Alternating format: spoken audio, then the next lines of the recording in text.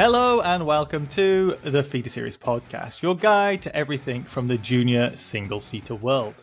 I'm host Jim Kimberley, and it's not really going to be everything from the junior single-seater world this week. It's going to be a bit more British-focused because it's a little bit overdue, but we've had the season starting. The seasons are starting in Europe. I, unfortunately, was not in Britain. I would have needed an umbrella from the things we're about to hear, but I am joined by three people who were.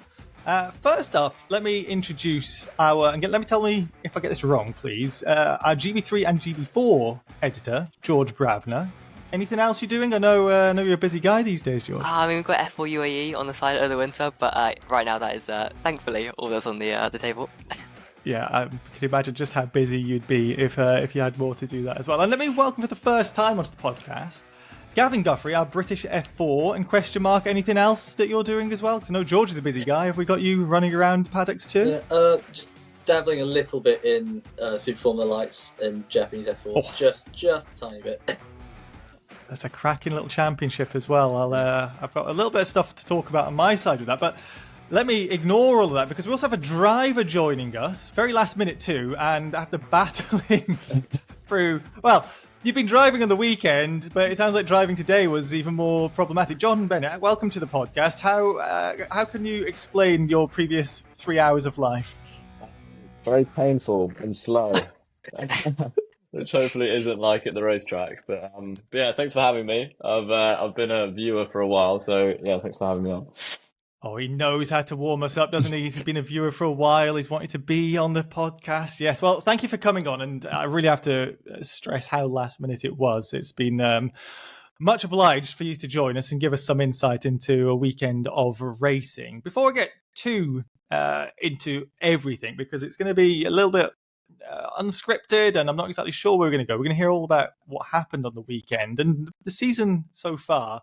But if you enjoy watching or listening to the podcast like Mr. Bennett does, please do drop us a like, follow us on your podcast player of choice, subscribe on YouTube and leave a comment with your thoughts. We've got over 250,000 views and listens, and thank you everybody for all of that support. But back to today, we're here to talk about the weekend that was. We're here to talk about the season that is. We've not done a season preview. We've not done any sort of coverage in the way that I kind of hoped to. So, George, let me start with you for the moment. GB3, GB4, F4 UAE, that's in the past. We're not going to talk about that. How is a season looking? We've got so many graduates going into FIA Formula 3 this year, and I can imagine we've got somebody here who's going to be looking to follow in those footsteps. How likely is that? What's new for 2024? Well, I mean, GB3 is kind of in the best place I think it's ever been, ultimately. Very talented, multinational grid, and it's been expanding into Europe in recent years. So we've got an extra round in Hungary this year.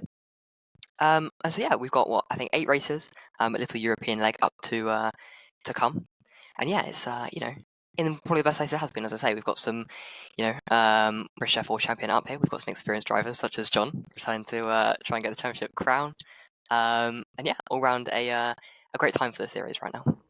It is. It's. I was speaking to some drivers on the weekend, so a little bit of background for everybody else who isn't these three people who know where I've been. I've been at the Portimao track for the start of Euro Formula Open, and that is a series which is somewhat impacted by the success of GB3 now, even though it's GB versus Europe, because it is attracting, as George is saying, some quality drivers to the grid who can think, I'm going to do a season there rather than paying probably more money. I don't know all the ins and outs to do Euro Formula. And well, John, you are one of those drivers who are doing GB3 and you are racing around familiar tracks and some unfamiliar tracks this year. How's the season going for you thus far?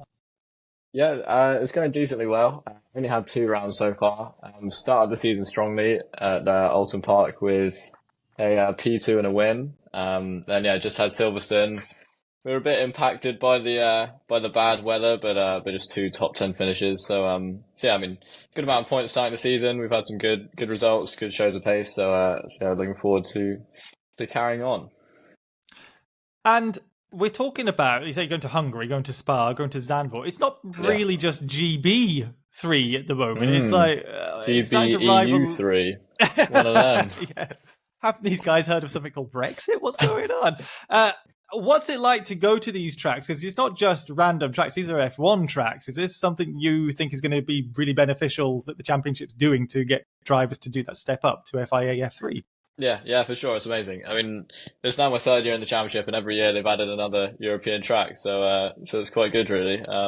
Especially coming back for a third year to have a new track to learn makes it even more worth it. And yeah, I mean, the experience to take with you is just invaluable. Because obviously that's a big reason why a lot of drivers prefer FRECA to a series like GB3 because of the experience they gain for FIA tracks. So to get another one on the calendar is really, really good. And yeah, I mean, what amazing tracks. Like the GB3 calendar is just so good. I mean, all the English tracks are really good, and then Spa, Zandvoort, and Hungary are, three of the best in Europe. So yeah, it's really, really nice. George, you've been covering the series. I know we've got John obviously on track, but you've been at the tracks as well. You and I were at Silverstone last year, which I remember. It was great to meet you in person. And well, let's be honest, the rain screwed up Silverstone back then as well, and it's screwed up Silverstone this weekend. How was the weekend from the Jogn Bennett perspective, George? Wet. That is definitely the the best description possible. Yeah, I mean, on the Sunday we had race 2 was essentially pushed back because of the weather conditions. It was, it was bad. I remember watching some of the Ginettas racing in the morning, and yeah, not the kind of conditions you want to be out in. So yeah, we had only one race on the Sunday, which is a shame, but that race should be rescheduled, to my understanding, next time we visit Silverstone. And yeah, we had a bit of a, I wouldn't say necessarily a flip in results, but some different players, some different characters come to the front. Both Timek Kaczarczyk and Will McIntyre got their first wins in the series. And yeah, it's kind of, shaped up a bit more of an interesting fight as we go into Europe at some tracks that are ultimately quite different to where we started. And Silverstone is the only track, is it, that has 2 rounds anyway? So this reschedule thing, John, both of you are nodding for anybody who's not listening. What is happening with this there's a third race which never happened, but they're likely to put it somewhere else in the season. Is that right, from my understanding? Yeah, so I mean, we had this situation before last year. I remember with GB4 happened as well, and they'd rescheduled the race to next time we visited that same track. Or I think with GB4, it was back to they had a bit of a weird swap with. Yeah, GB3 was the same thing. It was the reverse grid got cancelled, but then they couldn't reschedule it. But it was a bit late in the season. We only had like 2 rounds left at that point. But yeah, so hopefully they'll be able to reschedule this because obviously we've got about the full season to go. So. Well, the full season to go there, and then GB4, George, to keep you on your toes. It's also happening in tandem. And what are you looking for GB4 this year? Not necessarily just in comparison to other years, but it's establishing itself in its own way, and it seems to be benefiting from all of the glory that GB3 is bringing. Yeah, definitely. I mean, it's. I think what is a positive of its situation, it's not being overshadowed in the same way that is, I suppose, a danger with your kind of senior category. Doing so well. It's attracting a lot of kind of unique drivers. So we've got some guys in who are quite budget tied, and also are kind of coming through a bit, a little bit slower, you could say. Yeah, it's starting to strengthen, gain more interest, which is getting there steadily. It's obviously not the biggest series in position, and by being aimed at a kind of budget entrant, I suppose, it's you have to wait a little bit more to see results materialise and everything like that. But yeah, we've got some great talent in the field and some exciting scholarships and prize money, all that sort of stuff to, help build drivers up through the ranks. George, you are a fountain of all knowledge, and I know I'm looking forward to John, where you're going to end up next year, maybe the future and how your career goes. But George, I'm also very excited for where you go. This is like, who needs Wikipedia? We got George Brabner on the podcast. He's going to do it all for you. Wasn't the only racing that was happening, and as we kind of alluded to, Gav, that it wasn't the only racing that was affected by the Great British weather. What can you tell us a little bit up the road in Donington Park? How does British F4 get on with their opening weekend? Yeah, so it's been quite a dramatic weekend all around, I think. Obviously, rain on Sunday. We had the race on, obviously, the first race on Saturday. Quite a tumultuous start. We had a lights issue to kick things off. But then, we got going. We had a cracking start from Deegan Fairclough, who basically, I think he built, I've got my notes here, I think it was a 6-second gap over the 20 laps. So quite dominant showing from him, and it's just some brilliant racing up and down the field. Lots of moves everywhere through road gates, lots of side-by-side action. And then, obviously, Sunday, a lot of rain, everything pushed back. So didn't manage to get race 3 in, unfortunately. But race 2, let's see, we had some couple spins, but actually, considering the conditions, really quite clean racing, brilliant tight pack the whole way through. So we had. How wet was it on the ground? I mean, you have a wet race, but you have like Spa 21 wet, and then you also have like Turkey wet when it's just a bit drizzly the whole time. It was. I think it was starting to clear up. There've been a lot of cars going through, but it was definitely greasy. There were, when you ran offline at a few places, it was pretty soggy there as well. So I think at that point where drivers want to start to get going, but maybe a lot of room for the odd slip up, or off track it was pretty awful still.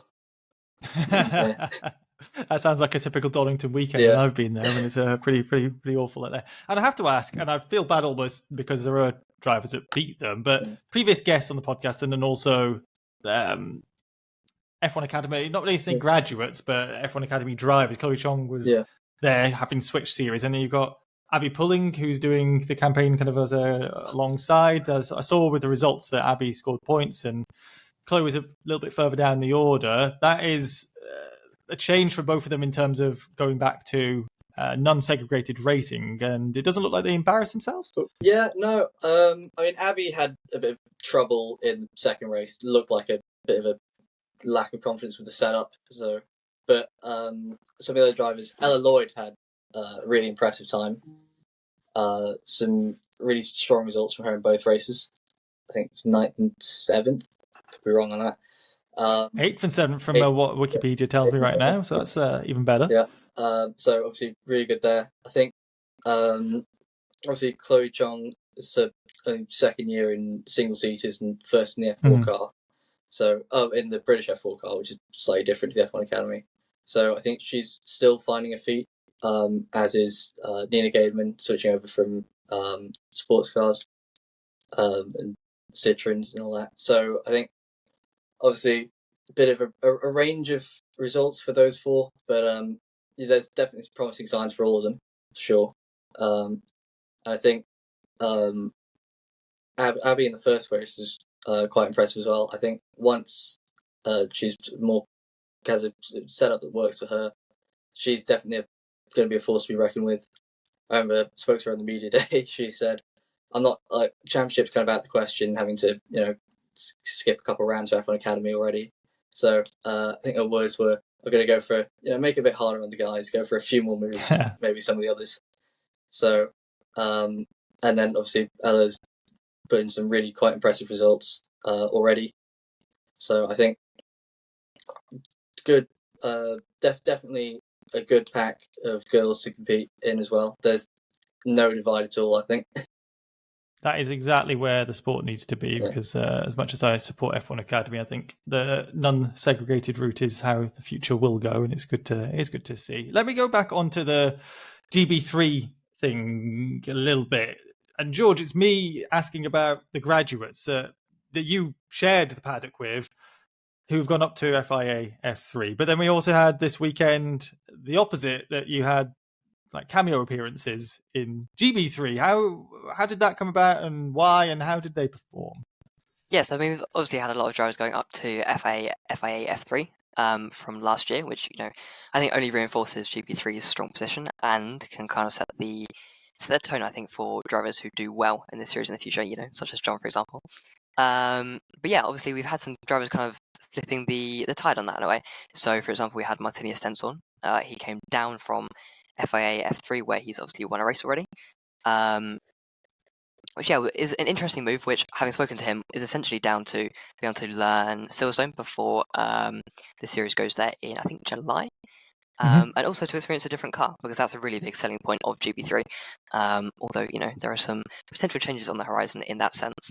That is one of its strongest selling points. It's got much higher apex speed than the Frecker car, for example, and it's obviously a lot lighter as well, which is all kind of part of, helping shape a driver, I think, as they experience more vehicles.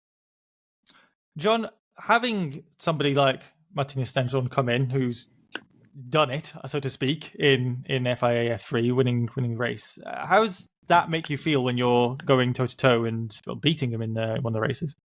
Yeah, it's really good. To be honest, I mean, it's just another name on the lap sheet, really. But it is really good having them joining the grid for this round. James Wharton, Ugo, Martinez. Having these European names is great, just to kind of bolster the reputation of GB3 a bit. I think it really just highlighted how competitive the championship is. Stenson is a very talented driver. Vice champion of Frecker, F3 race winner. But he was. I think he did find the GB3 grids competitive, I think. And then same with, Wharton and Ugo. So yeah, I mean, it's great having them there. They're another benchmark to be looked at. And yeah, it's cool to see them on the grid. John, you're also not necessarily the representative, but you're a long-standing driver in GB3. How have you seen it from the cockpit evolving over the last few years? Yeah, I mean, I really just think the championship just gets stronger every year, in terms of mostly just the amount of very talented drivers on the grid. I think every year in GB3 and British F3, there are always been standout drivers, like in my first year, when Luke Browning won it, obviously a huge talent. But when you look at the grid, there are only a handful of drivers up the top who could challenge.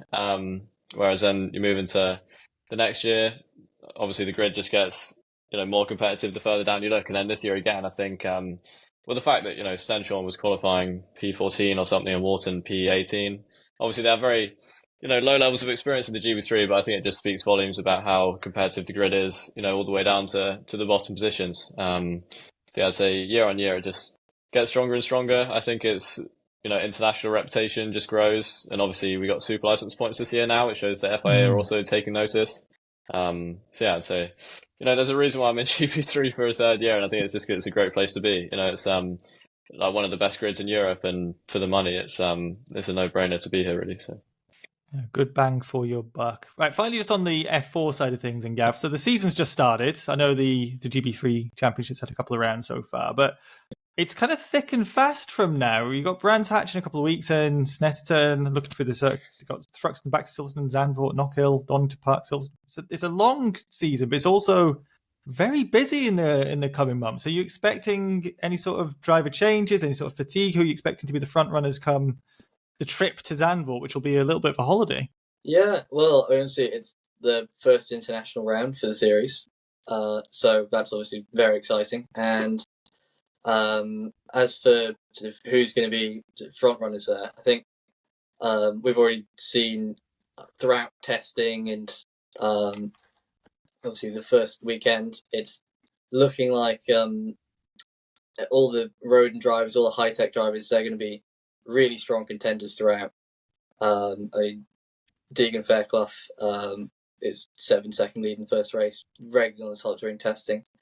But I think there are definitely some, and there are a lot of second-year drivers. So James Higgins in the road in Mick Abrahams took his first win this weekend as well, after Alex Berg's penalty. So lots of returning guys there who could be strong contenders. But also we've got a lot of really competitive-looking rookies as well. Obviously, Alex Berg, rookie to the championship, coming over from the States. So he won on track at race 2 after the reverse grid.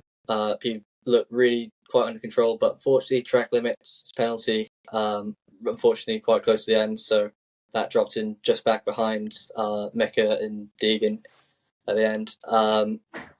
But he pretty under control the whole race otherwise. It looks good for him.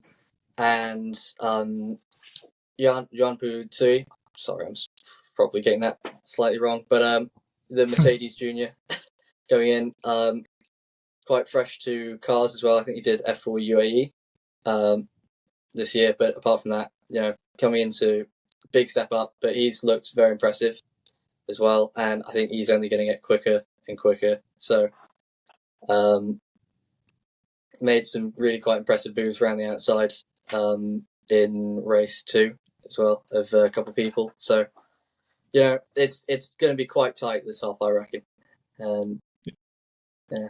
It's young drivers as well in F4, so there's so much learning, so much advancement for these drivers to go through. So, going to be fascinating to see how the season progresses. We'll keep in touch with both of you editors over the season as we progress to see how things are going. And it's getting to the point of the year that it is manic when we've gone from a couple of weekends with, I was going to say TRS, but the Formula Regional, whatever it's called, down in Australia and New Zealand, FROC.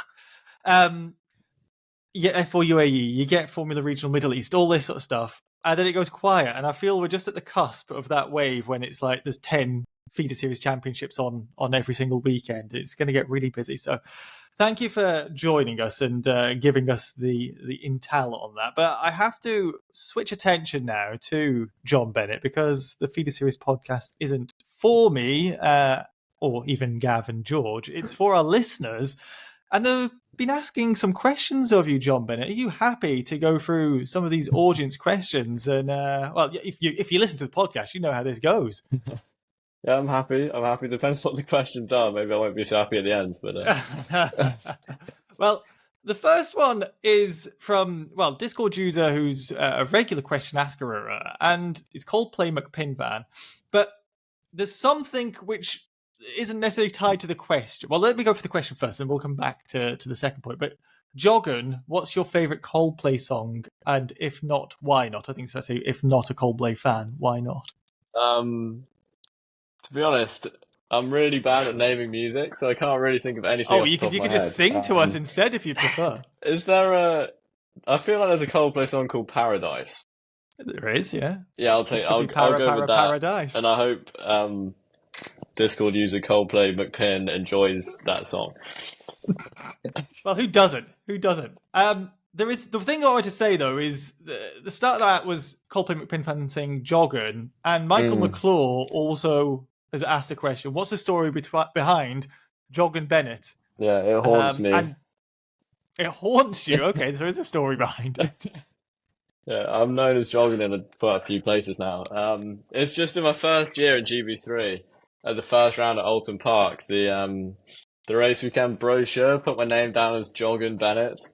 Like the printed one? Yes, yeah.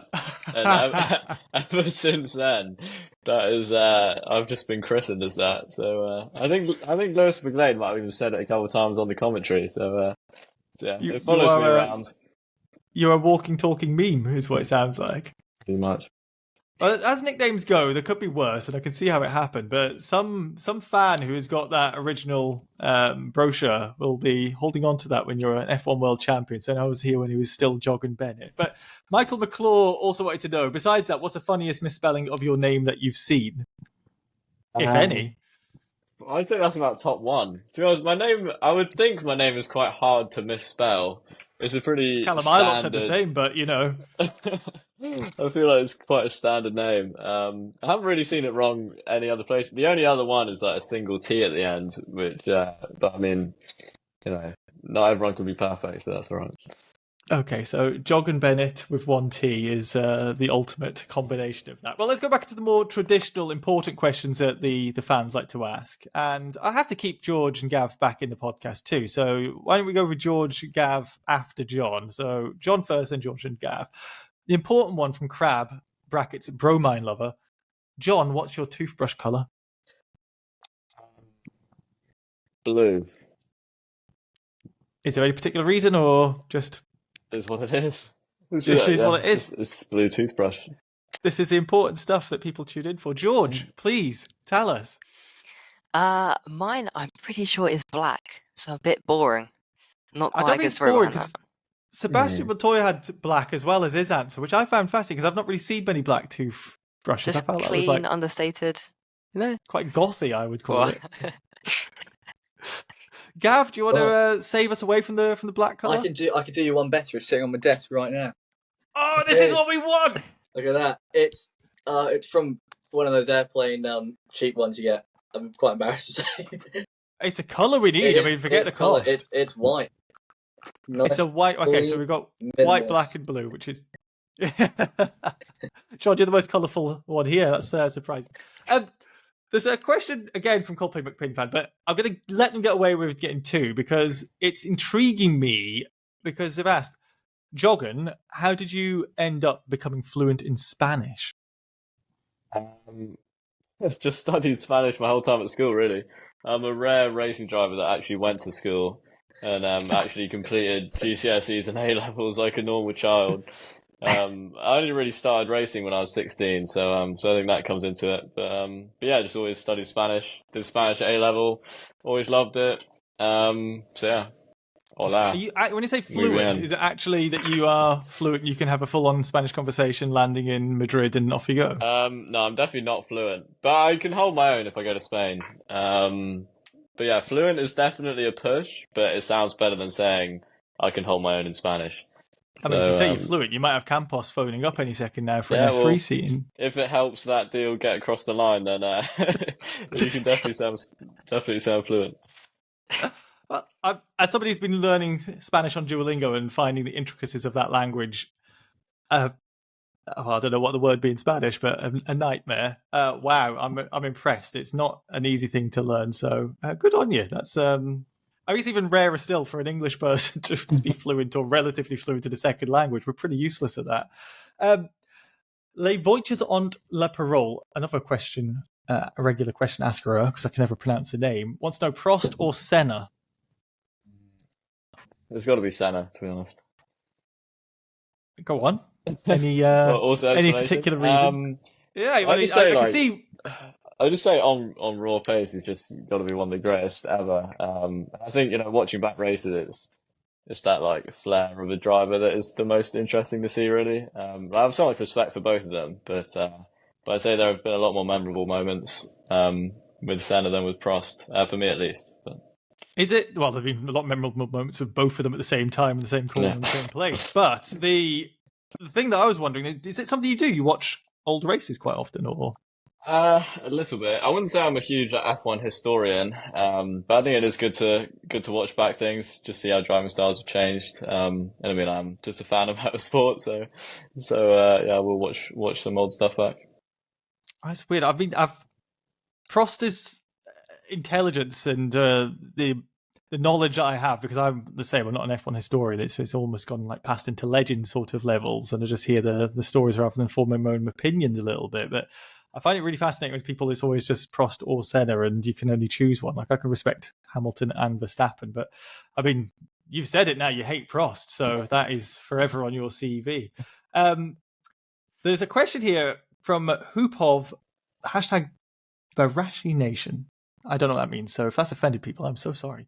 Who's the best driver that you have raced against? Ooh, that's a tough one. Obviously, being in GB3 for 3 years, I've gone against a lot of very good drivers, to be honest. And it really depends which way you want me to go. If it's toughest to race against, most scary person, or just fastest. Well, you've said that now. It's scary. Who's a scary person? To be fair, the scary ones are just people that you just absolutely know they never look in their mirrors, and just you're going to be sent. You've got a name and shame. You can't just drop that in and just try and run away from it. No, I cannot name and shame. I'd say best driver I raced against. I definitely have a lot of respect for Luke Browning. I think especially that was my first year in single seaters, and he was always kind of the benchmark to me.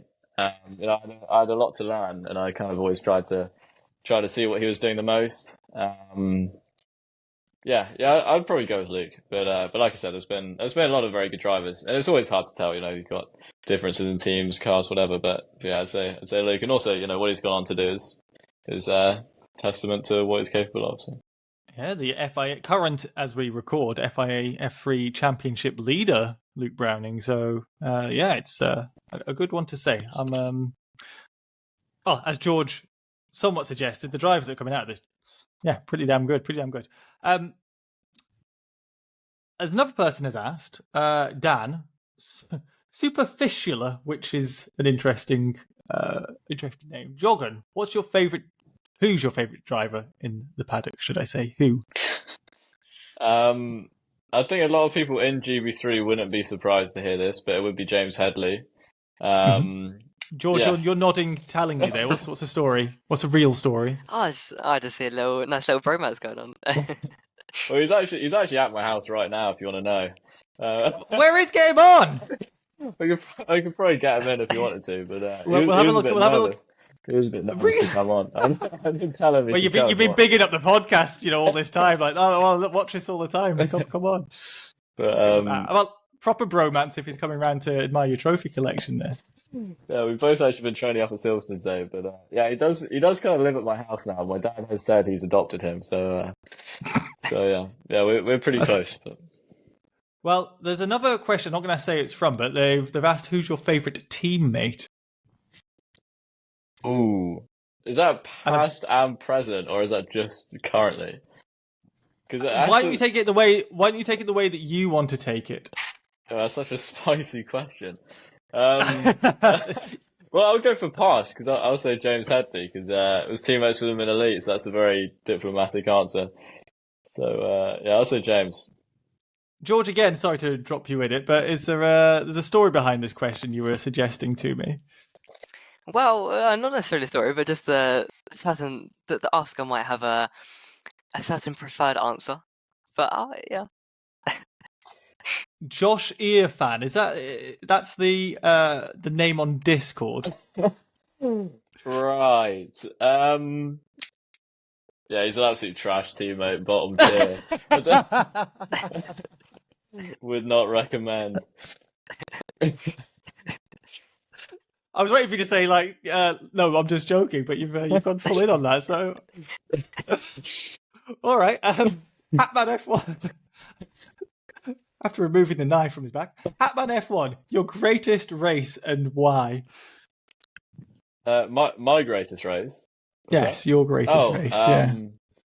Well, it's got to be Alton Park race 2 this season, winning round outside Louis Sharp. That was quite a nice one. Set fastest lap every lap of the race after that. Until the very last lap when there were some yellow flags, and I quite literally backed off by 2 seconds through the yellow flag zone because I was not risking another penalty for the third win in a row. So, but yeah, that's got to be my favourite race I've ever had. So. Oh, congratulations to it. It's a long time coming. So, yeah, well done. And then this one's, I don't know if there's a backstory behind this. So, just for context, I'm not on the Discord all that much, but I know there's a very active community. So there's in-jokes, which I don't know if I'm not getting, but Ryugan wants to know, what is your sleep schedule? Why are they asking that? I feel like that's an innocent question. I don't think there is any backstory, to be honest. Not that I know of, anyway. And what is your sleep schedule? It's about well, it depends on the day, but I try and wake up by 7 every day. Oh, that is grim. So yeah, in bed by about 10 or 11. Yeah, I used to be quite bad at sleeping, just stay up late, wake up late. But yeah, this season been waking up at 7 every day, going for a run first thing. So yeah, I feel a lot better to be in that swing, so you're ready for the race weekend. So. How long are you running for when you first get up? Usually around about an hour. Anywhere between 5 and 20k is what I run. Jeez, when you wake up. Yeah, that's something James Headley's actually got me onto. We both every morning at 7 we text each other good morning just to make sure we're both up, and then we both go about on our runs. So. Accountability friends, I like that. Gav, George, are you 7 a.m. out running type people, or are you lazy sods like me who can barely get out of bed? I mean, not out running, that's for sure. I don't quite have that dedication. Yeah, I mean, college kind of forces my hand. I'm not really have to be on the same kind of schedule as Sean, sadly. Yeah. And Gav, for you, I mean, I know you guys are younger than me, and I'm unfortunately freelance, so I can set my own schedule. So if I wake up at 9:30 or 7:30, it's all the same. But Gav, 7 a.m. out for a 20k run. Sort of echoing George, really. Up at 7, but more panic doing homework than getting the exercise in. Right, final few questions. I've got one that I want to ask at the end, but this one came from Twitter or X or whatever the hell it's called. And I'd need to just highlight the username, Elvis the Sheep. Now I clicked on their profile and the bio said, "I don't own." It's a picture of the sheep. "I don't own this sheep or know what the sheep's name is, but I hope it's Elvis," was the bio for Elvis the Sheep. But they wanted to know, if you could race on any track that you haven't raced on before, what would it be? Hungary to get some experience for later in the year. That is a cop-out answer. No, I'd definitely say, I was going to say definitely Monaco, just because, I mean, it just looks so good. Obviously the racing's not too great, but yeah, I think from a driving perspective, that's got to be the one, I'd say. For the experience. No, I get that. That's not the. I was going to say there is a right answer to this because I've got some favourite tracks, but Monaco I think is actually a really good shout. George, you're a big sim racer, and what would you say in your way would be the one that you'd want to translate from sim racing to reality if you could? Oh, that's a good question. I mean, Silverstone is my local track. That's what, like half an hour from me. So that kind of feels like the correct response. But I really love Brands Hatch. I always like going there, to report on whatever I was there in the summer, and that was probably my favourite round, to be fair. It's a pretty fun track to drive. I'm sure John can probably echo that with the high-speed corners. Very good track. Gav, are you going to wave the British flag here and go with that? Because George has got very patriotic with his answers. I'm going to be honest. I'm going to say something that might sound quite terrible to any proper Brit, but I'm going to say Pau in France. Oh, yeah. That is completely out of nowhere. But yeah, I like that. That's got me thinking of Macau, but yeah. Oh yeah. So now we go deeper into the question, and you've all missed Interlagos and the Red Bull Ring, which are the ones I'd be going straight. I was for. also thinking of Interlagos, to be honest. I was doing it on the sim today. What a track! What a place! In what machinery? Well, today I was in an F3 car. Yeah, I mean, doing it in an F3 car would be pretty cool. It would. By the way, just on the sim side of things, George, what's your I rating? Like 10,000 or something ridiculous? Sadly, not quite that high. I'm about 5,000, roughly. Have you two raced against each other, like the GB3? I don't think so. I don't think so. Maybe, but we just didn't realise. Yeah, I mean, I saw James actually, actually quite a while ago, to be fair, at Brands Hatch, ironically. But yeah, I don't think I've bumped into you yet, John. Right. I want to see you two racing, because if the reporter starts beating the driver, that's going to be great fun in the paddock. I feel like I actually have seen you in a server at some point. I feel like I definitely saw a George Brabner, and I was like, that surely can't be the feeder series guy. And then I learned that you do iRacing, celebrity. And I was like, that's the feeder series guy. So, yeah. But yeah, I'm sure we'll bump into each other at some point. Yeah, definitely. Well, when it happens, you've got to let us know how it goes. Final few questions. The one here is from Ifos. What would your order be from a kebab shop? I'm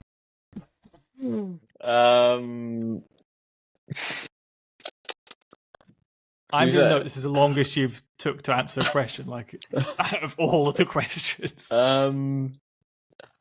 I'd just say, just give it a mixed grill, just a bit of everything. Can't go wrong. Look like jack of all trades sort of answer. Yeah, I get that. That's yeah, I can't argue. But we have to end with this question. And again, I'm not going to tell you who it's from, just to add to the pressure. But who's your favourite commentator? They're just asking for a mate. Is there any chance that's been asked by a certain Lewis McGlade? Who knows who asked the question? You just got to answer it honestly. Yeah, I don't know if I want to get ice cold just like Chris McCarthy. But, I'll give it to Lewis. I like a bit of Lewis, especially that that commentary on my sharp move. Absolutely love it. He just brings a lot of hype to the commentary box, which I do enjoy. So yeah. That question was from a Martin Brundle, and now he's really no. It was Lewis McGlade. So I think you've done well getting out of that one, Mr.